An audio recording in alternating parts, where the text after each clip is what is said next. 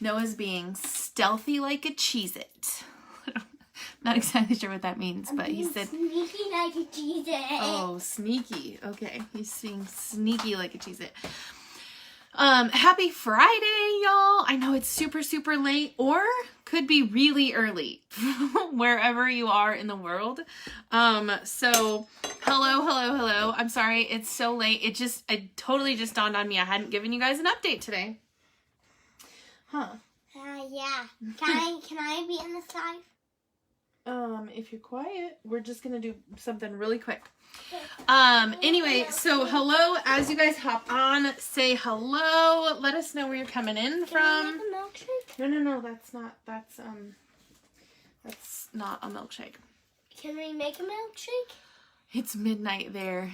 Yeah, I'm like, it's 9 o'clock here. So I'm like, it's either really late or really early. One or the other. So anyway, as you guys hop on, say hey. Let me know where you're coming in from. If you're watching on the replay and that little red live button isn't there or there on Instagram and Facebook, you can do #replay, because some of you will probably watch this tomorrow when you're awake. Anyway, so welcome to our kitchen. Let's make a milkshake. Buddy, I don't want to make a milkshake right now.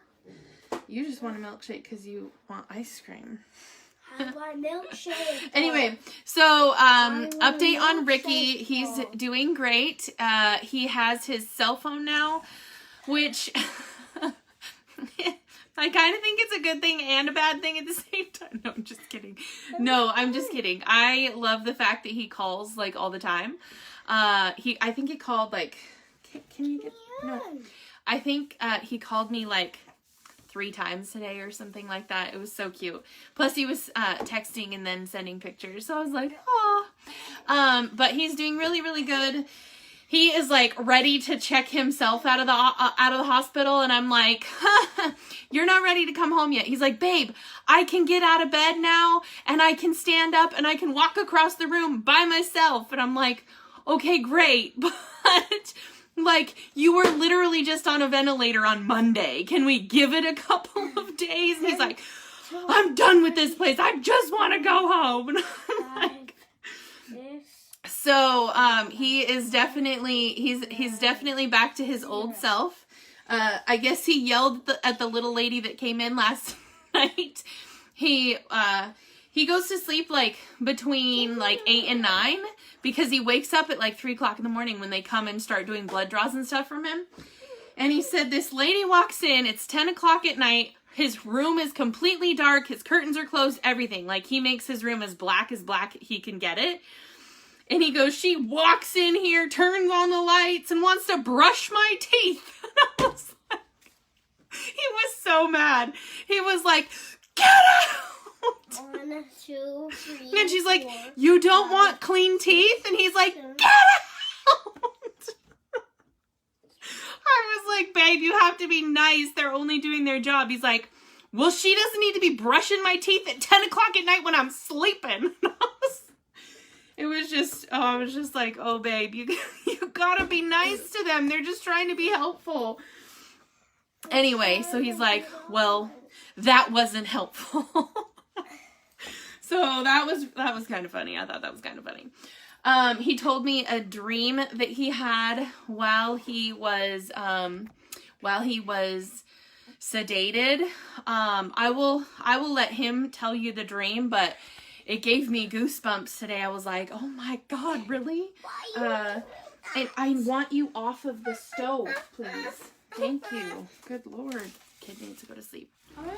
He must be back to his normal self if you're like, he is doing really good. Yeah, he's doing really good. He's ready to get down.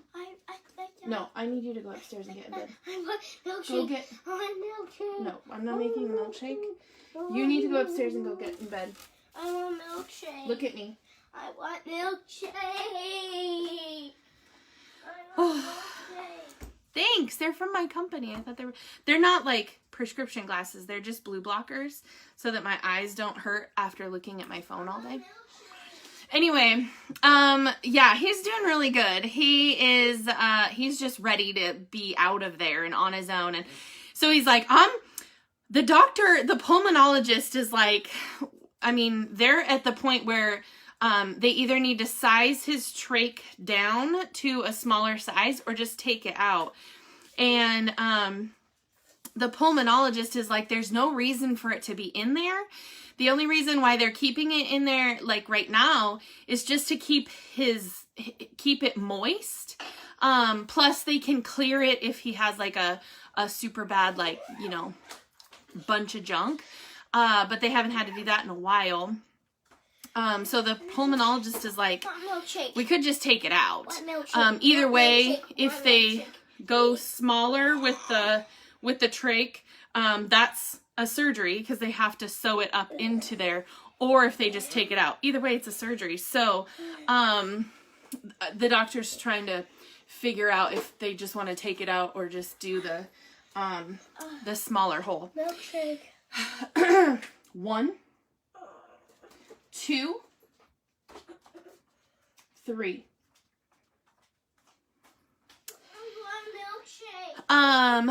So that is good. And then the other thing that, because I was on the phone when the doctor came in and met with him, he's eating really, really well. He had to be eating at least 50 to 75% of the food that they were giving him for them to turn off of his feeding tube, because he's got that PEG tube in his stomach.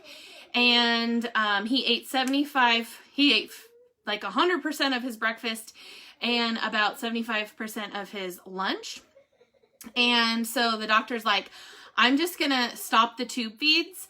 And then if for some reason we need to give you medicine or whatever, we can still use it. And then we'll wait a couple of days. And then if you're still not using it and we haven't had to access it for anything, they'll just take it out. So that's a good thing. So he's like, I'm ready to just sign myself out of this hospital. Go to bed.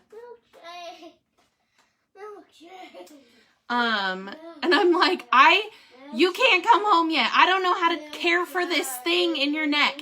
And he's like, well, it's a good thing I do. I'm like, I'm gonna knock you out. So he's doing really good. He's definitely back to his spicy self. Go upstairs. Oh my Lanta. Mama is done. I'm done. He hasn't gone to school for 3 days. I have 2 more days at home with him. I'm gonna lose it. My patience is thin. Let's see, today is it's still the 8th for me, y'all. Okay, it's still the 8th for me. Okay, so October 8th, it says committed to the process. Put on your new nature and be renewed as you learn to know your Creator and become like Him. Colossians 3:10. While our salvation is a completed work, there is a continual work out of our faith. This is because God has called you into a relationship with Himself. Relationships need to be nurtured and maintained. The word the Bible uses for this concept is renewal. Even after salvation, our new self is still being renewed in knowledge in our Creator's image. Our minds also need continual renewal. Don't be discouraged if you are still struggling with old ways of thinking or acting. Renewal is a process. Continue to repent and submit yourself to God. He is more passionate about renewing you than you are. He's a loving God who is committed to the process. God, I'm sorry for all the times I fall short. Help me to continually seek to renew my heart and my mind. Show me how to become more like you. That's definitely something I've talked about a lot along the last month, because there were days where, I mean, my faith was like minute by minute, it seemed like, you know, it was like I would be good and then I would get a phone call, or I'd get a text message, or I'd get an email, or I'd get a piece of mail, or I'd just something, or I'd just get a thought in my head. And all of a sudden I was reeling and I was like, oh my gosh. Okay, go to bed. Get upstairs. Go get in bed. Go get in bed and I'll be up there in a minute. Look at me. Go get into bed. Can you make a milkshake?